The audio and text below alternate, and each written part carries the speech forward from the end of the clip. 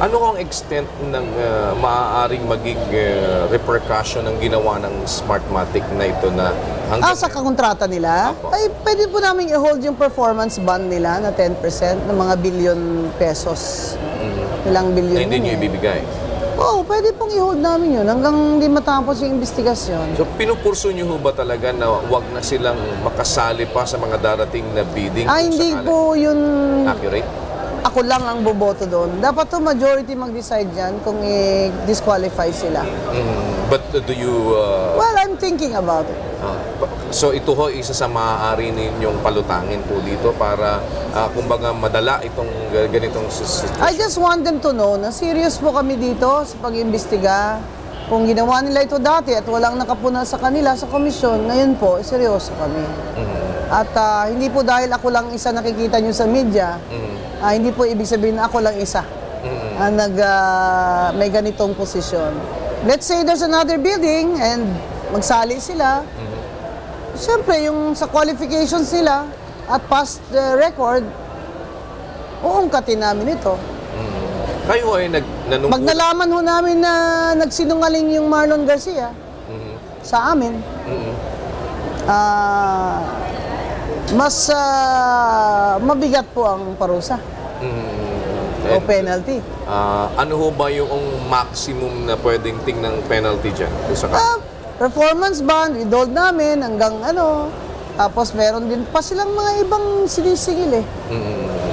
Ako, personally, bumoto naman ako kontra dun sa additional na mga satellite modem sila, yung BGAN, BGAN modem, na nagdagdag sila ng mga 1,600 units. Abay, less than 1 month na lang mag-election na. Gusto nila, magrenta pa kami uli ng dagdag para daw talagang 100% transmission. Sabi ko, dati ako commissioner ng COA sa audit. Yes, that's correct. Sabi ko, hindi na po pwede kasi wala akong bidding at hindi po pwede sa direct contracting yan. Kasi hindi naman sila exclusive supplier niyan eh. You can buy that elsewhere. You can buy in Singapore. So, ako personal, bumoto ako doon na ayaw ko. Ayaw kong kumuha pa mag-list ulit sa kanila. May isang commissioner din nag-abstain eh. No? So, ako, kung pababayaran nila yan, ganun pa rin ang boto ko. Hindi po ako boboto para magbayad dyan. Pero bago kayo napunta sa Comelec, ma'am, meron na mga transactions ang Comelec with Smartmatic? Oo naman. Nullified by the Supreme Court, di ba? Yung direct contracting nila noon. Sila ni Chairman Sixto Brillantes pa noon eh. Yes. Kayo ba, meron ba kayong gut feel na merong hindi magandang ginagawa itong Smartmatic even before? Hindi ko po alam kasi I have no personal knowledge until I arrived there. Ito lang, nakikita ko. Ayoko nang ginawa nila, kaya ako nagsalita in public. I don't want to accuse them of anything, pero nakita nyo naman, ang Supreme Court na mismo nagsabi na nullified yung contract nila, bawal yun sa batas, yung direct contracting sa kanila. Ganon din ang reason nila noon. Kasi daw, para they can perform better. Sila lang daw ang pwedeng magbigay ng refurbishment yun eh. Yung pagkukumpuni at pag-improve ng mga lumang pikos. That's right. Sabi ng Supreme Court, hindi totoo. At labag yan sa batas, ang direct contracting. Dito sa BGANs, yung BGAN na satellite modems, ganun na naman, direct contracting. Bakit ho nakakalusot Pumutol yung po ganyan? ako dyan. Bakit ho nakakalusot yung ganyan sa palagay ho niyo? Hindi ko po alam. Meron... Kasi bumuboto naman dyan majority. Hindi naman nila magawa yun kung mag-isa lang sila. Nagbobotohan po kami majority lagi. Sa botohan ho na yun, natatalo lang yun? Natatalo ako. Talo ako sa mall voting noon, pero in the end, nag-reverse din yung iba. Panalo na kami, wala na mall voting. Tapos, wala ako. Nag-decide sila Manila Hotel. Pagbalik ko, sabi ko, bakit Manila Hotel? Dapat PICC kasi government corporation ng PICC. We will have an audit nightmare if you put it in Manila Hotel, which is a private corporation. Yes. All these little things that you want constructed, the stage, the what, the microphone, you have to bid all of that, basta 500,000 and above. Yes. It's an audit nightmare, sabi ko. Ay, naniwala naman po sila sa akin. So, balik po kami sa PICC. Yung mga bib uniform ng teachers, sabi ko, galing ako ng Bacolod, galing ako ng Zamboanga, dun sa Gender and Peace Covenant. Ayaw po ng mga teachers sumuot niyan. Kasi mukha daw silang kusinero.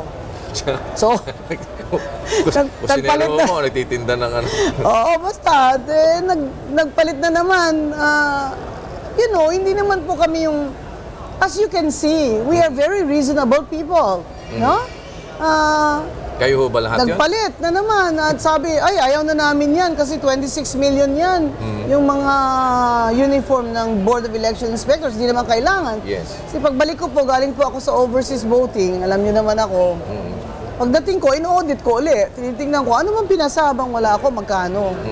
Sabi ko, ang tatanungin lang sa atin ng COA, yan bang mga uniform na yan, kailangan yan, are they necessary or unnecessary? Matutuloy ba ang eleksyon kung wala yung mga uniform na yan? Opo, matutuloy po. Eh, matutuloy pala, ba't kayo gagastos ng 26 million? Magiging unnecessary yan. Di ba? Yun lang po ang argument ko. Tignan. Eh, hindi naman po lahat ng magandang tingnan ay kailangan. Lalo na po, siyempre, buwis po yun ng tao. That's correct. We have to be also safeguarding the public funds. Ma'am, hindi niyo ba napapansin ho yung parang palaging ang Smartmatic nananalo at the end at pagkatapos halimbawa minsan magkakaroon ng failure of bidding, minsan parang dinisqualify sila, later on nabalik na naman. Napansin ko na po yun, kaya gusto ko po ng yung pag-aaralan ko yung chronology ng lahat na ito. Kahit na yung noon pa, yung 2010 pa. Okay. Aralin ko po. So may nakikita na din ho kayo dito na parang dapat ninyong tutukan at bigyan ng pansin Well, na because may now of misguide. what happened now, it has triggered an investigation. And I think the track record of Smartmatic dapat naming tingnan. Hindi lang dahil may ginalaw sila ngayong eleksyon. Yes, Baka yes. may ginawa rin sila before, hindi ko lang alam. So I want to know. Kasi mahirap po yan eh. Sa criminal law, ibig sabihin, inuulit-ulit niya, recidivist. Mas mabigat ang ano. Mas bigat ang parusa sa recidivist. Pero aware kayo na hindi ho mangyayari ang mga yan kung wala namang kasabwat. Well, I'm always asking the question, totoo ba na binigay sa kanya ng COMELEC employee, yung IT employee, ang password? Kung totoo man, ano ang authority niya? Bakit niya binigay? Sino So, yun ang mga nagpahintulot? first two questions. Kasi I don't think ibibigay niya kasi alam niya na may boss siya eh. May director siya eh. Unless na I may go don't signal know. din siya ng Yes, director. di ba? So I have to, we have to conduct the investigation with due process. So kailangan po may abogado sila, naka-tape recorder lahat. Kasi syempre, trabaho po nila ang nakasangkalan dito. Alam po namin na aware din kayo kung ano ang naging imahe ng Commission on Elections bago po kayo napaupo dyan, hindi po ba? At, Ano ba? Nadidinig naman ho natin ang mga inaakusa din sa kanila na pakikipagsabwatan sa ibang may mga operators, may mga nagtatrabahong hindi naman ho napapatunayan. Meron na mga nangyari noong nakaraan, kagaya ho nung issue ng Hello Garci, kagaya ho nung issue nitong kay iba't ibang mga... Nahirapan na po sila ngayon mag-Hello Garci kasi Yes. automated na, makina Yes, na. yes, Mahirap kaya magbawas dagdag ng makina ang gumagana. Hindi po ba? So, kung nahirapan na sila ngayon. Yun naman ang advantage kung makina. kung ikukumpara nyo ho yung imahe ng COMELEC before na punta kayo Nag-improve ba? Ikaw, what do you think? gusto ko nga kung kayo ang tanungin dyan eh. Kasi self-serving yun. Baka ako nagsabi na mas maganda ngayon kasi nandyan na ako. Pero at least meron kayong maaaring gamiting basihan. Bakit ninyo sinasabi, di ba? Ako naman, sir, first meet ko pa lang dyan. Sinabi ko na sa kanila, mga direktor, galit ako sa korupsyon. Alam niyo naman, dati ako sa audit, dati ako professor sa UP College of Law. 20 years na po ako sa gobyerno. Talagang dinidibdib ko po yung duty ko.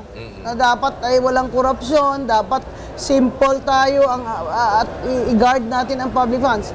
Sinabi ko na yon sa first month ko pa lang naupo ako dyan, sir. And I was very unpopular. Kala nila, grabe ako, maldita ako. Di ba? Hindi nila alam, I'm actually very friendly, di ba? Ay, klase ko nga sa UP, overbooked lagi, di ba?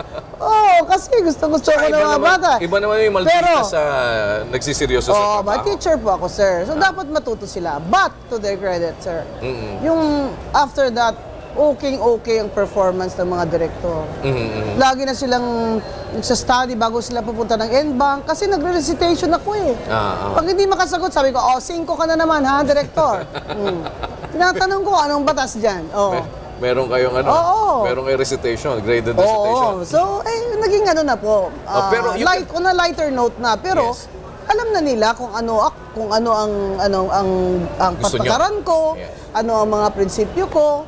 Kasi isang boto din naman ako dyan. At nakakadala po ako ng boto kasi galing ako sa COA. Kung ma-disallow po yan, kawawa naman yung commissioner, yung retirement niya, babawasan. Ibo ba? Siya na naman po ang gustong mag-retire na binawas sa kanya. Ang mga disallowed na mga ginastos ng COMELEC, siyempre wala.